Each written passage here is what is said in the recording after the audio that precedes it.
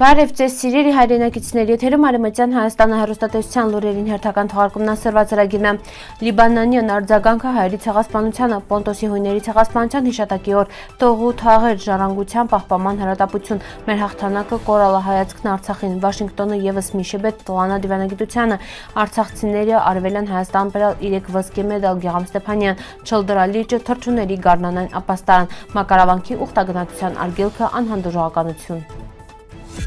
2026 թվականի ապրիլի 24-ին Լիբանանյան մամուլնան սոցիալական ցանցերը լայնորեն անդրադարձան հայերի ցեղասպանության ոգեկոչմանը։ Լիբանանի նախագահ Ժոզեֆ Սունը ցեղասպանությունը բնորոշել է որպես մարդկային ողբերգություն, ընդգծելով հայ համայնքի դերը Լիբանանում։ Լրատվամիջոցները լուսաբանան հիշատակի միջոցառումները, հայկական ինքնության պահպանման խնդիրները, պատմական արդարության թեման։ Սոցիալական ցանցերում լիբանանցի գործիչները կարևորացան հիշողության պահպանումն պայքարող ժողովուրդների դիմադրությունը։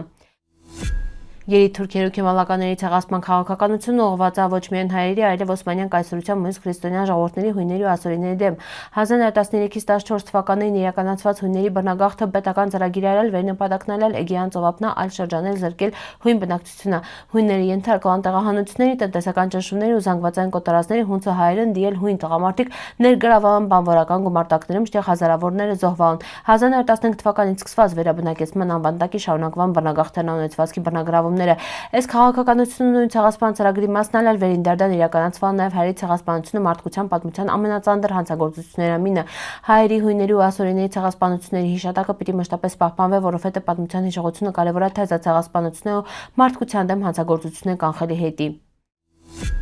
Արցախահանամինի թաղեր ու տող գյուղերը հայտնի են նրանց հարուստ պատմամշակութային ժառանգությունով, եկեղեցիներով, հուշարձաններով, ազգային արժեքներով, սակայն ադրբեջանական օկուպացիայից հետո այդ մշակութային կոթողները ենթարկվան ոչնչացման ու պղծման։ Վանդալիզմի զոհն տռալ նաև թանգարաններն, ազգային հերոսների հիշատակի նվիրված մասունքները, հետվում մարշալի նշխարները։ Այս ամեն ինչը հերթական անգամ ապացուցում է օկուպացված տարածքներում հայկական մշակութային ժառանգությունը լուրջ վտանգի տակ է։ Թաղերի, տողի ու մյուս բնակավայրերի ազատագրումը համ քաղաքական, համ էլ տարածքային հարց է, այլ պատմական արդարության, մշակութային ժառանգության ու ազգային հիշողության պահպանման անհրաժեշտությունն էլ է։ Հայացքն Արցախին հաղորդման հյուրը Արևելյան Հայաստան Հանրապետության ազգային ժողովի նախկին պատգամավոր Նաիրա Կարապետյանը, ծնվալա Գյումրիում, կարոտավա հիշում Արցախը, արցախցիներն ու արցախատեսարժան վայրերը։ Առանձնատուկ ոգևորությունով պատմում արցախցու հյուրասիրության մասին։ Տարբերված սցենարներ մտքավ անցակացավ, բայց վեր արցախցին ստիպված է իլել թողը Արցախը երբևէ պատկերացրալ չի։ Ըստ իրան մունք շատ մզ ճանապարհ ունենք անցկնալի, ինքներս մզ մքրելի հետի։ Ուրան կարծիքավ մունք կարծես հեռացանք մեր վղան պատմությունը եկեղեցան ու վեր կարինք մեզ վերագտնենք այդ դեպքում յետնկտառնական Արցախ։ Միացյալ Նահանգները պատրաստ է իրանաշուրջ հակամարտության դիվանագիտությանը հնարավորություն տալ մինչև հաջորդ շաբթվա սկիզբը, հետաձգելով ռազմական գործողությունների վերսկսումը մինչև այդ։ Սրա մասին հայտարարել է Ամերիկայի նախագահ Դոնալդ Թրամփը։ Ես խոսում եմ 2 կամ 3 օրվա մասին, հնարավոր է օր փաչաբեդ կիրակի, հնարավոր է հաջորդ շաբթվա սկզբին, սահմանափակ ժամանակ, որովհետև իրանք կարում չնջուկային զենք ստանան։ Պարզաբանալա ինքը Սպիտակ տանը պատասխանելով լրագրողների հարցերին նրա մասին, թե ինչքան ժամանակ է պատրաստ սպասել նախքան Իրանադեմ ռազմական գործողությունների վերսկսման հրաման տալը։ Երկուշաբթի օրը ամերիկացի առաջնորդը հայտարարել որոշալ հետաձգել Իրանադեմ ռազմական գործողությունների վերսկսումը Կատարի, ԱՄՆ-ի ու Սաուդյան Արաբիայի խնդրանքով հաղորդումներով Թեհրանի հետ համաձայնության հասնելու հնարավորությունը։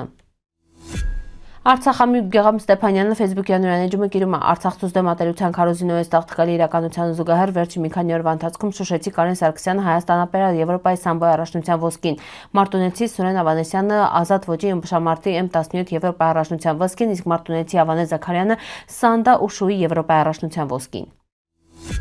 Չլդրալիճը վերգտնում է Կարսի, Աղբյուրիկ ու Արդահանա Չլդրի գավառի միջև Գառնան գալուստով կրկին տարալա չվող թռչունների կարևոր հանգրվանը։ Թեև լճի մեծ մասը հալանպատված է սառույցով, արդեն հյուրընկալման մխել է թռչնատեսակների, ստեղծելով յուրահատուկ բնական տեսարան։ Արևմտյան Հայաստանաբարձրավանդակում գտնվող Չլդրալիճը Վերևանա լճից հետո տարածաշրջանի երկրորդ խոշորագույն քաղցրահամ լիճն է, գտնվում է ծովի մակերևույթից շուրջ 1959 մետր բարձրության երան։ Լճում ու իրան 6 կղզիներում նկատվան Վանա լճի ճայեր, թեփավոր հավալուսաններ, վայրի սագեր, կանաչագլուխ բադեր, անգուտներ ու ջրային այլ թռչուններ։ Տեղացիները նստելով այս տարի ցրտաշունչ եղանակի ու տաք հարավային քամիների բացակայության դարդան սառույցին հալոցքը ուշացել է։ Սովորաբար մարտի երկրորդ կեսից սկսվող հալոցքը այս տարի համամբողջությամբ ավարտվել չի։ Չլդրի լիճը շարունակում է մնալ տարածաշրջանի բնապահպանական կարևոր կենտրոնների մինը Գառնան ամիսներին վերածվելով իսկական թռչունների դրախտի։ Մակարավանքի ուխտագնացության այս տարվա արգելքը մտահոգություն առաջացրալ կրոնական ազատությունների ու մշակութային ժառանգության պահպանման հարցերի շուրջ, նախապես տրված թույլտվության չեղարկումը շատերի կողմից ընկալվել է որպես անհանդուրժողականության դրսևորում։ Դարավոր հոգևոր կենտրոն համարվող Մակարավանքը կարևոր տեղ ունի հայկական պատմական հիշողության մեջին, իսկ տեղի ունեցած թեզակ քննարկումները պետցրալ բազմամշակութային համակեցության ու պատմական հուշարձանների նկատմամբ հարգանքի թեմավը։ Սիրելի հայրենակիցներ, սրվայտ այսքան պատրաստալ ապրիք ուշադրության հետի պնդկացիք։